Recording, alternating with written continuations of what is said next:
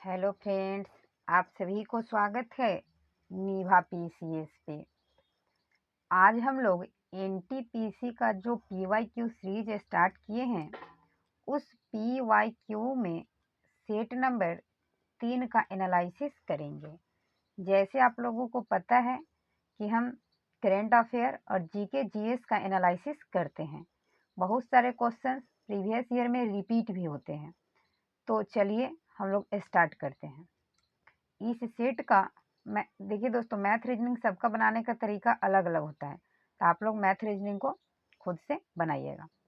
पहला क्वेश्चन है कि इनमें से किसने 1867 में भारत की प्रति व्यक्ति आय की गणना की और उसको अपनी किताब poverty and un British rule of India में प्रकाशित किया था। तो भारत का प्रति व्यक्ति आय की गणना सबसे पहले दादा भाई नौरोजी के द्वारा किया गया था 1867 में। इन्होंने अपनी पुस्तक poverty and un British rule in India में प्रकाशित किया था। इन्होंने बताया था कि भारत में गरीबी का सबसे बड़ा कारण यह है कि भारत से जो कच्चा माल विदेशों में ले जाया जा रहा है और भारत का दोहन किया जा रहा है। इन्होंने जब भारत की प्रति व्यक्ति आय बताया तो उस समय 20 रुपया था। तो ये बहुत बार पूछा जाता है, इसको याद रखिएगा, 20 रुपया था।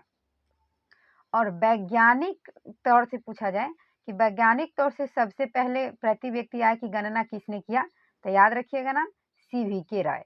सीवीके राय के द्वारा सबसे पहले वैज्ञानिक तरीके से भारत में प्रति व्यक्ति आय की गणना किया गया था।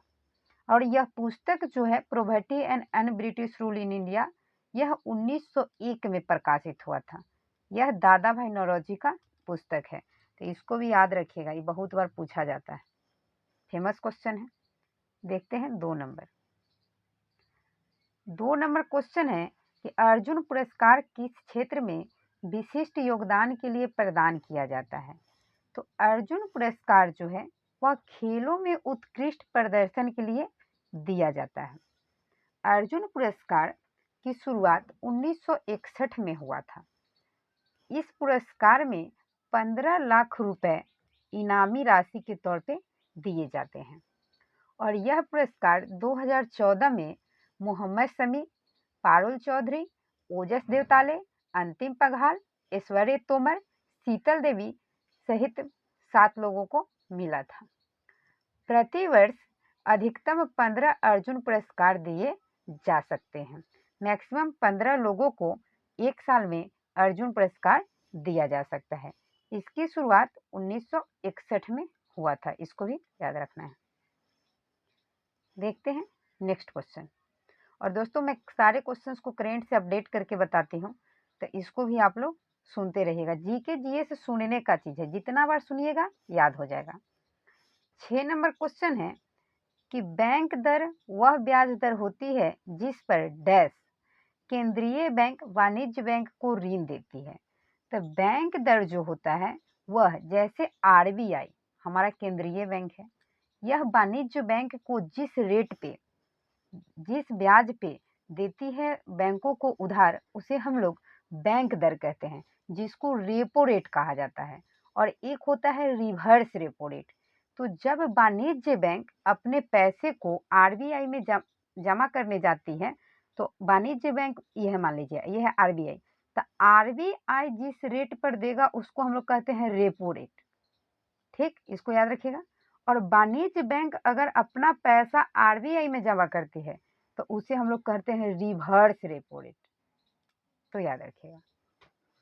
तो इसका सही आंसर हो जाएगा केंद्रीय बैंक वाणिज्य बैंक को ऋण प्रदान करती है। देखते हैं अगला क्वेश्चन। अगला क्वेश्चन है, सारे जीके जीएस को एक जगह कर दिए हैं दोस्तों। इनमें से कौन सा पुरस्कार भारत में खेलों और प्रतिस्पर्धाओं के कोचों को दिया जाता है। तो द्रोणाचार्य अवार्ड। द्रोणाचार्य अवार्ड जो है वह खेलों और प्रतिस्पर्धा के जो कोच होते हैं, जो प्लेयर्स को ट्रेनिंग देते हैं, उनको दिया जाता है। तो यह, इसकी शुरुआत 1985 से हुआ था। इसकी शुरुआत 1985 से हुआ था। इस पुरस्कार में एक प्रतिमा और द्रोणाचार्य का एक प्रतिमा दिया जाता है, एक प्रमाण पत्र दिया जाता है और पारंपरिक जो पोशाक है वो दिया जाता है और 15 लाख रुपए इनाम के तौर पर दिए जाते हैं। एक वर्ष में मैक्सिमम 5 लोगों को दिया जा सकता है द्रोणाचार्य पुरस्कार। 2024 में द्रोणाचार्य पुरस्कार ललित कुमार को मिला है जो कुश्ती के कोच हैं। उनके बाद आरवी रमेश को मिला है, महावीर प्रसाद सैनी को मिला है, शिवेंद्र सिंह को मिला है, गणेश प्रभाकर देवरू को मिला है। तो इतना नाम याद रखिएगा। अगला क्वेश्चन है कि निम्न में से किस कारण को आर्कटिक हरितकरण के लिए जिम्मेदार ठहराया जा सकता है? तो आर्कटिक जो हमारा हरितकरण हो रहा है उसके लिए जिम्मेदार ग्लोबल वार्मिंग को माना जाता है। ग्लोबल वार्मिंग जो होता है वह पर्यावरण में CO2 की मात्रा बढ़ जाने के कारण होता है। तो CO2 की मात्रा जैसे ही हमारे पर्यावरण में बढ़ता है तो पर्यावरण गर्म होना स्टार्ट हो जाता है।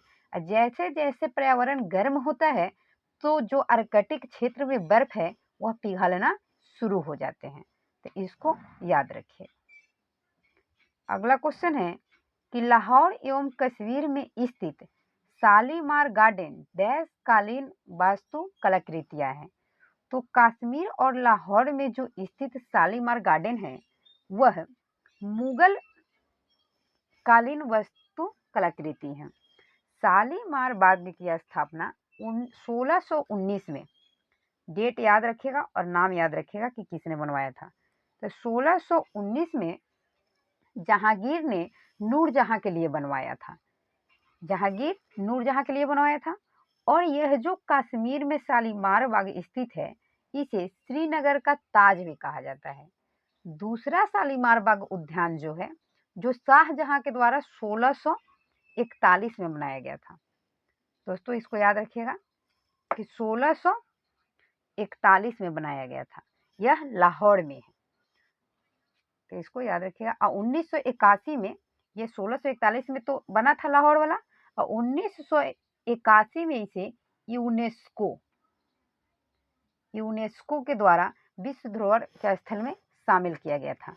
यूनेस्को का जो मुख्यालय है वह पेरिस फ्रांस में है। तो इसको भी याद रखिएगा, बहुत बार पूछा जाता है। देखते हैं 10 नंबर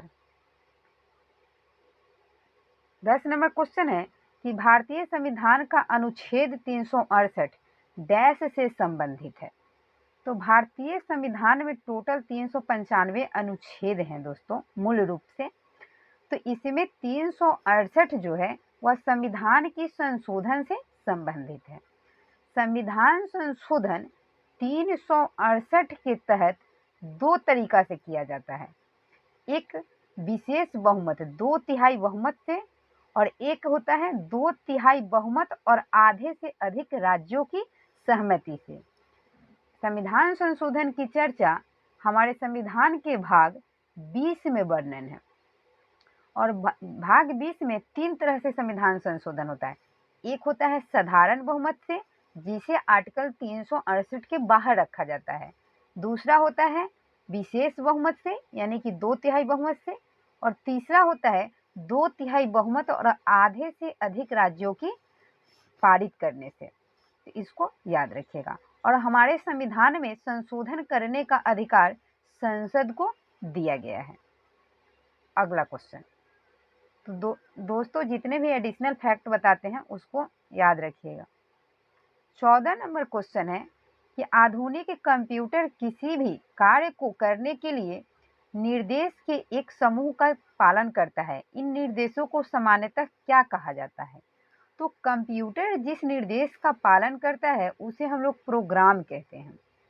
प्रोग्रामिंग के तहत ही कंप्यूटर को जो हम लोग कमांडिंग देते हैं तो वह एक तरह से समूह का पालन करता है। जो भी हम लोग निर्देश देते हैं उसका पालन करता है, उसे प्रोग्राम कहा जाता है। तो कंप्यूटर से अगर हम बात करें तो कंप्यूटर का जनक चार्ल्स बेबेज को कहा जाता है। और 1946 में आधुनिक कंप्यूटर का आविष्कार हुआ था, जो एक कैलकुलेटर के रूप में हुआ था, जिसे ब्लेज पास्कल के द्वारा किया गया था। देखते हैं अगला क्वेश्चन। अगला क्वेश्चन है कि भारतीय संविधान द्वारा प्रदत्त इनमें से कौन सी विशेषता भारतीय न्यायपालिका से संबंधित है? तो भारतीय न्यायपालिका से संबंधित क्या है? तो न्यायिक स्वतंत्रता। जो हमारे न्यायपालिका है जुडिशरी, तो वह जो है स्वतंत्र है। यह न्याय में किसी के अंडर नहीं है और किसी का भी दबाव इसके ऊपर नहीं होता है। यह न्यायिक स्वतंत्रता है, यह अपना निर्णय स्वतंत्र सुनाता है। अगला क्वेश्चन देखते हैं। अगला क्वेश्चन है कि भूकंप की तीव्रता डैश में मापी जाती है?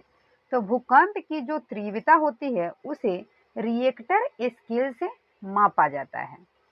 रिएक्टर स्केल का खोज चार्ल्स रिटर के द्वारा 1935 में किया गया था। डेट याद रखिएगा। इसका जो पैमाना है रिएक्टर स्केल का, वह 1 से 10 तक अंकित होता है, जिसमें एक जो होता है वह मिनिमम को दर्शाता है। अगर कम झटके की भूकंप है तो 1, और सबसे अधिकतम 10 होता है, जो सबसे भयानक होता है। अगला क्वेश्चन देखते हैं। अगला क्वेश्चन है कि हैंडबुक ऑन फिशरीज स्टैटिस्टिक्स के 13वें संस्करण के अनुसार भारत का सबसे बड़ा समुद्री मत्स्य उत्पादन राज्य कौन सा है? तो अगर समुद्री मत्स्य उत्पादन पूछेगा तो गुजरात। और सबसे अधिक मछली उत्पादन कौन सा राज्य करता है? तो ये हो जाएगा आंध्र प्रदेश। तो समुद्री मत्स्य उत्पादक राज्य गुजरात है और मत्स्य उत्पादन में नंबर 1 स्टेट आपका आंध्र प्रदेश है। तो ये कॉमन है थोड़ा सा, तो इसको गलती नहीं कीजिएगा।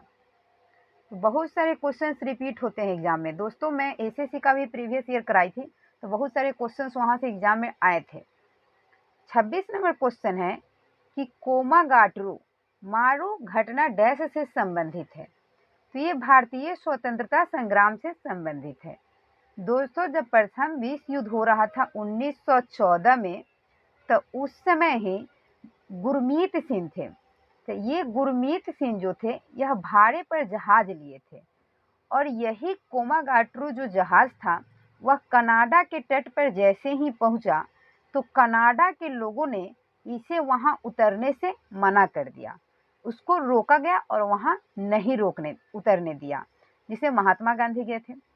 तो फिर यहाँ से यह जहाज रिटर्न आया और आकर हमारा जो हुबली बंदरगाह था कोलकाता, वहां पहुंच गया। अगला क्वेश्चन, ये सब डिटेल है दोस्तों। 27 नंबर क्वेश्चन है आपका कि बैगन का एक आनुवांशिक संशोधित प्रारूप विकसित किया गया था, इसका उद्देश्य क्या था? तब बैगन का जो आनुवांशिकी संशोधित प्रारूप विकसित किया गया, वह कीट प्रतिरोधी बनाना था, कि इससे कीटों के द्वारा इस बैगन के पौधे पर किसी भी तरीका का कोई प्रभाव न पड़े। आनुवांशिकता का जनक ग्रेगर जॉन मेंडल को कहा जाता है, तो इनको भी याद रखिए। देखते हैं 28 नंबर, माइक्रोचिप बनाने के लिए किस धातु का उपयोग किया जाता है? तो माइक्रोचिप जो होता है वह सिलिकॉन का बना होता है। सिलिकॉन जो हमारा अर्धचालक है, इसको याद रखिएगा। तो इसी का माइक्रोचिप बना होता है, जो फोन ये सब में लगा होता है। नेक्स्ट क्वेश्चन है कि इनमें से कौन सी समिति भारत में कर सुधारों से संबंधित है? तो कर सुधार समिति याद रखिएगा। राजा चलैया समिति जो है वह कर सुधार समिति है, करों से संबंधित है। अगर राजा चलैया 2 पूछे कि राजा चलैया 2 समिति जो है वह किससे संबंधित है, तो यह काला धन की समाप्ति से संबंधित है, इसको याद रखिएगा। सरकारिया आयोग केंद्र राज्य के बीच संबंध से स्थापित है। तो ऐसे भी पूछता है कि मीरा सेठ आयोग, तो वो हथकरघा समिति से संबंधित था। तो बहुत सारे आयोगों को पूछा जाता है। 33 नंबर में है कि दलदल एवं धान के खेतों में इनमें से कौन सा गैस उत्सर्जित होता है? तो दलदल जो है या खेत, धान का जो खेत है, जो अभी सीजन चल रहा है दोस्तों धान का, तो उसमें मीथेन गैस उत्सर्जित होता है। मीथेन गैस को हम लोग मार्स गैस के नाम से भी जानते हैं, CH4, याद रखिएगा। नाइट्रोजन की अगर बात करें तो वायुमंडल में सबसे अधिक नाइट्रोजन गैस है जो 78% है। हम लोगों के लिए ऑक्सीजन बहुत ही जरूरी है, जो हम लोग श्वसन के दौरान लेते हैं, यह हमारा लगभग 21% है। हीलियम को अक्रिय गैस की श्रेणी में रखा जाता है। अगला क्वेश्चन, तो बहुत सारे ऑप्शन से भी डिस्क्रिप्शन हो जाता है।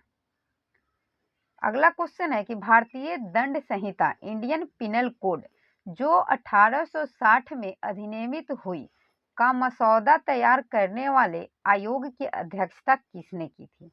तो इंडियन पिनल कोड जो 1860 में आया था, उसकी अध्यक्षता लॉर्ड मेकाले के द्वारा किया गया था। इंडियन पिनल कोड में टोटल 33 इंडियन पिनल कोड जो है उसमें टोटल 23 अध्याय हैं और 511 धारा है। इसको याद रखिएगा, कभी कभी पूछ देता है कि इंडियन पिनल कोड में कितने अध्याय हैं, तो 23 है और धारा की संख्या 511 है। इसमें अगर संशोधन की बात करें तो 77 से भी अधिक बार इंडियन पिनल कोड में अभी तक संशोधन हो गया है। अगला क्वेश्चन,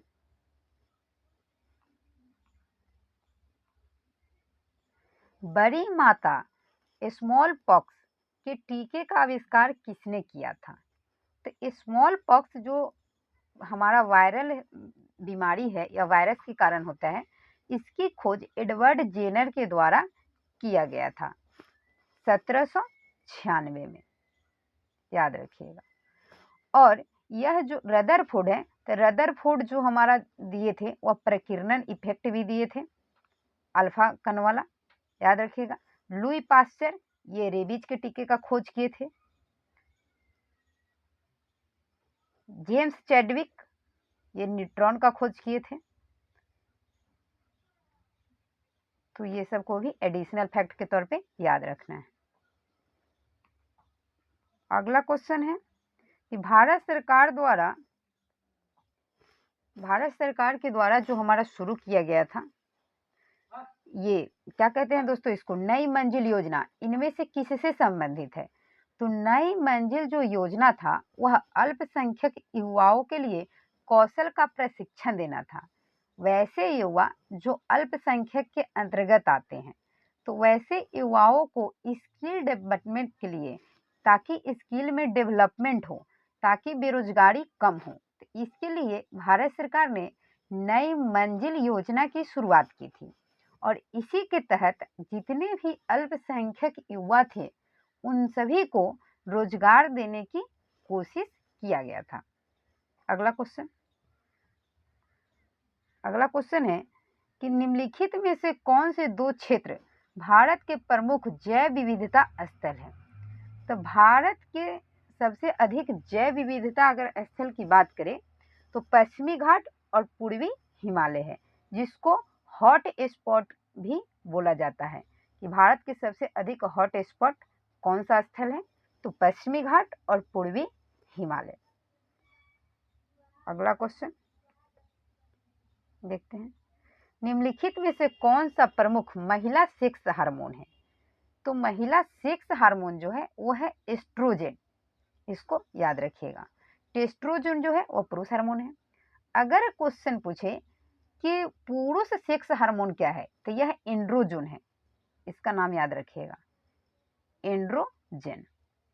एंड्रोजन जो है वह मेल सेक्स हार्मोन है, जबकि एस्ट्रोजन महिला सेक्स हार्मोन है। अगला क्वेश्चन, आवर्त सारणी का आविष्कार किस वैज्ञानिक के द्वारा किया गया था? तो दमित्री मेंडलीफ ने आवर्त सारणी का निर्माण किया था डाल्टन के द्वारा। डाल्टन अपना परमाणु सिद्धांत दिए थे, रदरफोर्ड प्रकीर्णन का सिद्धांत दिए थे और न्यूटन ने 3 गति का नियम दिया था। न्यूटन के प्रथम गति नियम को जड़त्व का नियम भी कहते हैं, इसको गैलीलियो का नियम भी कहा जाता है। और न्यूटन के तृतीय गति नियम को क्रिया प्रतिक्रिया का नियम भी कहा जाता है। और न्यूटन जो है वह बल का एसआई मात्रक भी होता है। 1 न्यूटन बराबर 1 केजी पर मीटर, याद रखिएगा, केजी मीटर पर सेकेंड होता है। देखिए एफ बराबर, दोस्तों फार्मूला लिखते हैं फिर इसको सिद्ध करते हैं। एफ बराबर एम ए होता है, तो एम द्रव्यमान का मात्रक केजी होता है और ए जो है हमारा एक्सीलरेशन उसका मीटर पर सेकेंड स्क्वायर होता है। तो ये बल हो गया एफ बराबर, तो हम कह सकते हैं इसका मात्रक न्यूटन होता है कि 1 न्यूटन बराबर 1 केजी मीटर पर सेकेंड स्क्वायर होता है। अगला क्वेश्चन, उत्तरी ध्रुवीय ज्योति के बारे में निम्न में से कौन सा कथन सही है? तो यह पृथ्वी के आकाश में दिखाई देने वाला एक सुंदर प्राकृतिक प्रकाश है। उत्तर ध्रुवीय ज्योति जो है वह पृथ्वी के आकाश में दिखाई देने वाला एक सुंदर प्राकृतिक प्रकाश है। यह एक नेचुरल लाइट है जिसको हम लोग उत्तर ध्रुवीय ज्योति के नाम से जाना जाता है। तो चलिए दोस्तों, ये क्वेश्चन कोई ज़्यादा खास नहीं था, इसमें ज़्यादा डिस्क्रिप्टिव कर भी नहीं सकते हैं। देखते हैं अगला क्वेश्चन, इनमें से कौन सी पर्वत श्रृंखला स्विट्जरलैंड में स्थित है? तो आपका एल्प्स पर्वत जो है वह स्विट्जरलैंड में स्थित है।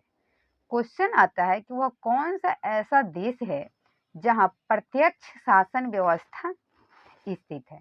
तो प्रत्यक्ष शासन व्यवस्था स्विट्जरलैंड में है।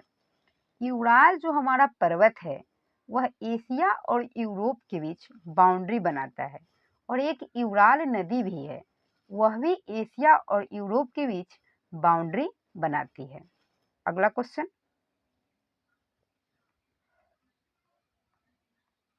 भारत की सबसे लंबी मारक क्षमता वाली बैलिस्टिक मिसाइल कौन सी है? तो यह जो मिसाइल है वह अग्नि 5 है। भारत की सबसे लंबी मारक क्षमता वाली मिसाइल है और यह बैलिस्टिक मिसाइल है, याद रखिएगा। ब्रह्मोस जो हमारा है वह क्रूज मिसाइल है और ब्रह्मोस जो है इंडिया और रूस दोनों मिलकर इसको बनाए थे, तो इसको याद रखिएगा। यह 2 नदी के नाम पर इसका नाम ब्रह्मोस रखा गया है। मोरक्को का प्रसिद्ध यात्री इब्न बतूता किस काल में भारत आया था? यह दिल्ली सल्तनत के काल में आया था। यह एमबीटी, याद रखिएगा, मोहम्मद बिन तुगलक के शासनकाल में यह भारत आया था और 1333 ईस्वी में भारत आया था। अगर शताब्दी पूछे तो यह 14वीं शताब्दी में भारत आया था। दोस्तों यह बिहार एसआई मेंस का क्वेश्चन है। तो बहुत सारे एग्जाम का क्वेश्चंस प्रीवियस ईयर जो होते हैं वो अदर क्वेश्चंस जैसे अदर एग्जाम में डिफरेंट एग्जाम में पूछे जाते हैं। तो सारे एग्जाम का पीवाईक्यू करना बहुत ही जरूरी है किसी भी एग्जाम को क्रैक करने के लिए।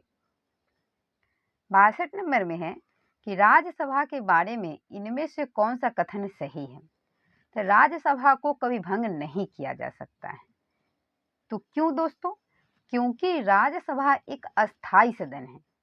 इसमें 250 मेंबर होते हैं जिसमें से 12 सदस्य राष्ट्रपति के द्वारा मनोनीत किया जाता है। राज्यसभा को हम लोग उच्च सदन कहते हैं या इसे बुड्ढों का सदन भी कहा जाता है। राज्यसभा के सदस्य बनने के लिए न्यूनतम आयु 30 वर्ष का होना जरूरी है। अगला क्वेश्चन, काली मिट्टी के बारे में इनमें से कौन सा कथन सही है? तो काली मिट्टी जो है यह दक्षिणी पठार के अधिकांश हिस्सों में पाई जाती है। काली मिट्टी को हम लोग रेगुर मृदा या रेगुर मिट्टी के नाम से भी जानते हैं। काली मिट्टी जो होता है उसको कपासी मृदा भी कहा जाता है। काली मिट्टी कपास की खेती के लिए सबसे उपयुक्त और सर्वाधिक यूजफुल मिट्टी मानी जाती है। इसका जो विस्तार है वह महाराष्ट्र वाले इलाके में ज्यादा देखने को मिलता है। देखते हैं नेक्स्ट क्वेश्चन। नेक्स्ट क्वेश्चन है कि 2008 में भारत सरकार द्वारा प्रकाशित जलवायु परिवर्तन हेतु राष्ट्रीय कार्य योजना NAPCC के अंतर्गत इनमें से किस मिशन की शुरुआत किया गया था? तो यह 2008 में शुरू किया गया था। National mission for sustaining the Himalaya ecosystem. यह योजना की शुरुआत 2008 में भारत सरकार सेंट्रल गवर्नमेंट के द्वारा शुरू किया गया था। देखते हैं अगला क्वेश्चन। निम्नलिखित में से कौन सा कंप्यूटर का सॉफ्टवेयर घटक है? तो प्रोग्राम जो हमारा होता है वह सॉफ्टवेयर घटक है। एक होता है सॉफ्टवेयर और एक होता है हार्डवेयर। तो कंप्यूटर की उस पार्ट को सॉफ्टवेयर कहते हैं हम लोग, जिसको हम लोग छू नहीं सकते हैं जनरली आमतौर पर, और जिसे हम लोग छू सकते हैं उसको हार्डवेयर के अंतर्गत गिनती करते हैं। तो कंप्यूटर के बारे में इससे पहले भी क्वेश्चन आया था दोस्तों, तो हम लोग डिस्क्रिप्शन किए थे। विश्व के अगर अभी सबसे तेज कंप्यूटर की बात करें तो वह है हमारा फ्रंटियर, याद रखिएगा फ्रंटियर है। और 2 नंबर पर एरावत है, फुवाकू है जो कि जापान का है। भारत का अगर सबसे सुपर कंप्यूटर जो फर्स्ट है उसका अगर बात करें तो एरावत है। परम 8000 जो था वह भारत का प्रथम सुपर कंप्यूटर था। अभी नंबर 1 पर एरावत है इंडिया का, और पूरे विश्व का फ्रंटियर है। अगला क्वेश्चन। निम्नलिखित में से कौन सा सेंट्रल प्रोसेसिंग यूनिट का एक घटक है? तो सेंट्रल प्रोसेसिंग यूनिट का जो घटक है दोस्तों वह मेमोरी है, जिसको हम लोग सेंट्रल प्रोसेसिंग यूनिट को CPU कहते हैं। और CPU को कंप्यूटर का ब्रेन भी कहा जाता है, क्योंकि इसी के सारे चीज़ों का नियंत्रण यहीं से होता है, इसीलिए इसको ब्रेन ऑफ कंप्यूटर के नाम से जाना जाता है। इसका full form central processing unit होता है। एक बहुत सारे कंप्यूटर का फुल फॉर्म पूछे जाते हैं, जैसे रैम, तो रीड एक्सेस मेमोरी रोम का होता है। रीड ओनली मेमोरी, याद रखिएगा, तो रीड ओनली मेमोरी। आगे याद रखिएगा HTTP का पूछ लेता है कभी कभी, तो hyper text transfer protocol, HTTP hyper text transfer protocol. इसी में अगर एस लग जाएगा तो HTTPS, तो hyper text transfer protocol secure होता है। तो बहुत सारे होता है, इसको याद रखिएगा। कंप्यूटर से रिलेटेड फुल फॉर्म कभी कभी पूछा जाता है। अगला क्वेश्चन है कि निम्न में से किस राजा को औरंगजेब ने छत्रपति शिवाजी महाराज के विरुद्ध युद्ध के लिए भेजा था? तो शिवाजी महाराज के विरुद्ध जयशाह को भेजा गया था, और ये जयशाह को औरंगजेब ने भेजा था। औरंगजेब की मृत्यु 1707 में हुआ था। औरंगजेब को जिंदा पीर के नाम से भी जाना जाता है। शिवाजी के दरबार में अष्टदिग्गज कवि भी रहते थे। ये अष्टदिग्गज कवि जो थे वह तेलुगु साहित्य के 8 महान कवि थे, जिसमें एक सुमंत था जो विदेश मंत्रालय का प्रतिनिधित्व करता था। शिवाजी गोरिल्ला युद्ध को फेमस करने में महत्वपूर्ण भूमिका निभाए थे। शिवाजी की जो राजधानी थी वह रायगढ़ थी, इसको भी याद रखिएगा, बहुत बार एग्जाम में पूछता है। नेक्स्ट क्वेश्चन है कि निम्नलिखित में से कौन सा पृथ्वी के सतह से प्रारंभ करते हुए वायुमंडलीय परतों की उपस्थिति की सही क्रम को दर्शाता है? तो अगर हम यहाँ से अगर बात करें, ये हमारा टोटल अगर वायुमंडल मानते हैं, यहाँ हमारा पृथ्वी है, तो पृथ्वी से शुरू होता है तो सबसे पहले क्षोभ मंडल आता है। क्षोभ मंडल के बाद समताप मंडल होता है। समताप के बाद मध्यमंडल होता है। मध्यमंडल के बाद आयन मंडल होता है। आयन मंडल के बाद बहिर्मंडल होता है, जहाँ से हमारा स्पेस आगे शुरू हो जाता है। तो मौसम संबंधित जितनी भी घटनाएं होती है वह क्षोभ मंडल में होती है। दोस्तों सारे बातों को नहीं लिख पाते हैं क्योंकि वीडियो काफ़ी लंबा हो जाएगा। तो जीके जीएस सुनने का चीज़ है, इसको सुनते सुनते 2-4 बार देखिए, प्रैक्टिस हो जाएगा और याद भी हो जाएगा। तो क्षोभ मंडल में जितने भी मौसम संबंधित घटनाएं होती है वो घटित होती है। समताप मंडल में हमारा जो है वह ओजोन पाया जाता है, इसी में ओजोन लेयर है। जो हमारे पृथ्वी से आने वाले पराबैंगनी किरण से प्रोटेक्शन करता है। ओजोन परत जो है उसका फार्मूला O3 होता है। यह समताप मंडल में पाया जाता है। इसकी औसत मोटाई 300 DU होता है। अब कहिएगा कि दोस्तों ये DU क्या होता है? तो DU जो होता है वह जो हमारा कह सकते हैं ओजोन है, तो ओजोन परत की मापने की इकाई डॉप्सन होता है। डॉप्सन को हम लोग DU से डिनोट करते हैं। अगला क्वेश्चन, निम्नलिखित में से कौन सा देश संयुक्त राष्ट्र सुरक्षा परिषद का अस्थायी सदस्य है? दोस्तों, सुरक्षा परिषद जो है वह यूएनओ, यूनाइटेड नेशन ऑर्गेनाइजेशन, जिसकी स्थापना 24 अक्टूबर 1945 को हुआ था। इसका मुख्यालय न्यूयॉर्क में है। इसको याद रखिएगा। जो हमारा यूएनओ है उसके जो सदस्य होते हैं, यूएनओ के कुछ भाग होते हैं, जैसे सुरक्षा परिषद हो गया, आपका महासभा हो गया, अंतर्राष्ट्रीय न्यायालय हो गया। तो सुरक्षा परिषद को यूएनओ का प्रहरी या पुलिसमैन के नाम से भी जाना जाता है। अंतर्राष्ट्रीय न्यायालय का मुख्यालय हमेशा एग्जाम में पूछा जाता है, तो यह द हेग में है। द हेग नीदरलैंड में है, इसको याद रखिएगा। सुरक्षा परिषद में टोटल 15 सदस्य होते हैं, जिसमें से 5 अस्थायी सदस्य होते हैं और 10 अस्थायी सदस्य होते हैं। अस्थायी सदस्यों का कार्यकाल 2 वर्षों का होता है और अस्थायी सदस्य तो परमानेंट होते हैं, जिनके पास वीटो पावर है। तो दोस्तों इसको ट्रिक से याद रखिएगा कि कौन कौन अस्थायी सदस्य है। तो यह ट्रिक है आपका रूस का फेस। हम भी दोस्तों ऐसे ही रटे थे। तो एग्जामिनर ये नहीं देखता है कि आप किस ट्रिक से रटे हैं, आपको याद होना चाहिए। तो रूस मतलब रूस हो गया, एफ से फ्रांस हो गया, ए से अमेरिका हो गया, सी से चाइना हो गया, ई से इंग्लैंड हो गया। तो ये 5 सदस्य जो है यह सुरक्षा परिषद के अस्थायी सदस्य हैं। तो हमको एग्जाम में टिक आउट करना है, इसलिए किसी भी ट्रिक से हमको याद करना है। तो रूस का फेस, रूस मतलब रूस, एफ मतलब फ्रांस, ए मतलब अमेरिका, सी मतलब चाइना, ई मतलब इंग्लैंड। तो ये 5 सदस्य जो है वह सुरक्षा परिषद के अस्थायी सदस्य हैं।